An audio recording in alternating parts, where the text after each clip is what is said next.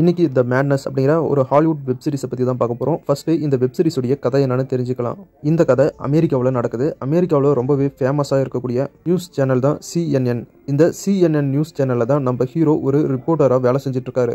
அவருக்கு 2 ஒய்ஃப், ஒரு ஒய்ஃப் இறந்துட்டாங்க. அந்த ஒய்ஃபுக்கு ஒரு பொண்ணும் இன்னொரு ஒய்ஃபுக்கு ஒரு பையனும் இருக்காங்க. பிரபலமான நியூஸ் சேனலில் வேலை செய்கிறதுனால ஹீரோ ஒரு செலிபிரிட்டி மாதிரி தான் அங்கே எல்லாருமே பார்க்குறாங்க. ஹீரோவுடைய லைஃப் ஹாப்பியாக போகுது. திடீர்னு ஒரு வாரம் லீவை போட்டுட்டு ஹீரோ ஒரு ரிப்போர்ட்டர் இல்லையா, அதனால் சூப்பராக ஒரு புக் ஒன்று எழுதலாம் அப்படின்னு சொல்லிட்டு ஃபேமிலியை சிட்டியில் விட்டுட்டு தனியாக ஒரு காட்டு பகுதியில் இருக்கிற ஒரு வீடை வாடகைக்கு எடுத்து அங்கே வந்து நிம்மதியாக புக் எழுதிட்டு இருக்காரு. திடீர்னு ஹீரோ இருந்த வீட்டில் கரண்ட் இல்லாமல் போகுது. ஃபோனில் நெட்வொர்க் இல்லை, லேண்ட்லைனும் ஒர்க் ஆகலை. அதனால் ஹீரோ பக்கத்து வீட்டில் இருக்கிறவங்க கிட்ட ஹெல்ப் கேட்கலான்னு போகிறாரு. ஹெல்ப் கேட்க வந்தது ஒரு குத்தமா அப்படிங்கிற மாதிரி ஒரு பார்க்கக்கூடாத விஷயத்த ஹீரோ பார்த்துடுறாரு. பக்கத்து வீட்டில் இருந்தவரை யாரோ துண்டு துண்டாக வெட்டி கொடூரமாக கொலை பண்ணியிருக்காங்க. அந்த கொலையை பார்த்ததுனால ஹீரோவையும் கொலை பண்ண அவங்க துரத்துறாங்க.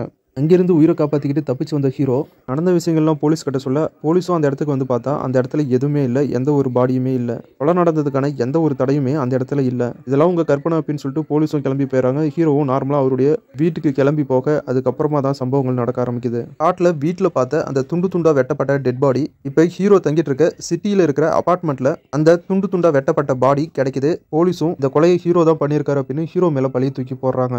நம்ம நாட்டில் எப்படி ஜாதி மதம் அப்படின்னு அடிமைத்தனம் படுத்துறாங்களோ அதே மாதிரி அமெரிக்காவில் வெள்ளையா இருக்கிறவங்க கருப்பா இருக்கிறவங்கள அடிமைத்தனம் படுத்திட்டு இருந்தாங்க ஒரு காலத்துல. அந்த அடிமைத்தனம் இப்போவும் சில இடங்கள்ல நடந்துட்டு தான் இருக்கு.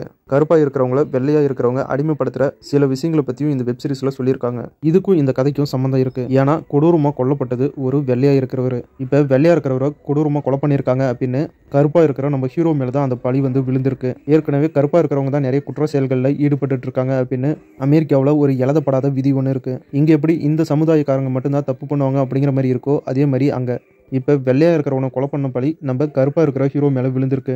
இது அந்த நாட்டில் மிகப்பெரிய பேசு பொருளாக மாறி இருக்கு. அது மட்டும் இல்லாமல் வெள்ளையாக இருக்கிற சில பேர் இதை காரணமாக வச்சு ஹீரோட ஃபேமிலியை அட்டாக் பண்ணவும் ஆரம்பிக்கிறாங்க. ஒரு பக்கம் போலீஸும் FBIயும் ஹீரோவை வெறித்தனமாக துரத்திட்டு இருக்காங்க, அவரை அரெஸ்ட் பண்ணி ஜெயிலில் வைக்க. இன்னொரு பக்கம் வெள்ளையாக இருக்கிறவனையா கொலை பண்ணுறா அப்படின்னு வெள்ளையாக இருக்கிற சில சைக்கோங்க ஹீரோவை போட்டு தள்ள முயற்சி பண்ணுறாங்க. அந்த கொலையை பண்ணவங்களும் ஹீரோவை துரத்திட்டு இருக்காங்க கொலை பண்ண. இப்படி ஹீரோவோட வாழ்க்கையில் சுற்றி பிரச்சனைகளாக வந்து நிற்கிது.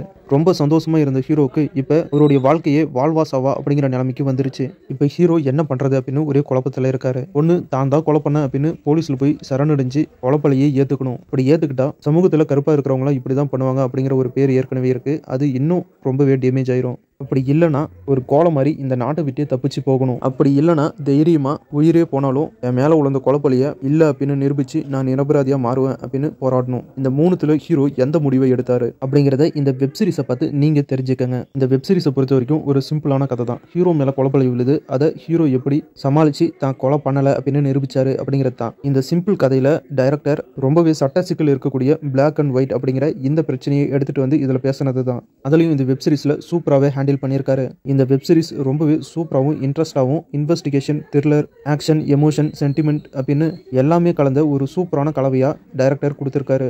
ஒவ்வொரு எபிசோடும் முடிகிறப்ப அடுத்த எபிசோட ஒரு ஆவலோட பார்க்க வைக்கிறதுக்காகவே சில விஷயங்களை பண்ணியிருக்காங்க. ஒவ்வொரு எபிசோடும் ரொம்பவே சுவாரஸ்யமாக போகுது. அடுத்து என்ன நடக்க போகுது அப்படிங்கிற மாதிரி ரொம்பவே ஆவலாக எடுத்துகிட்டு போயிருக்காங்க.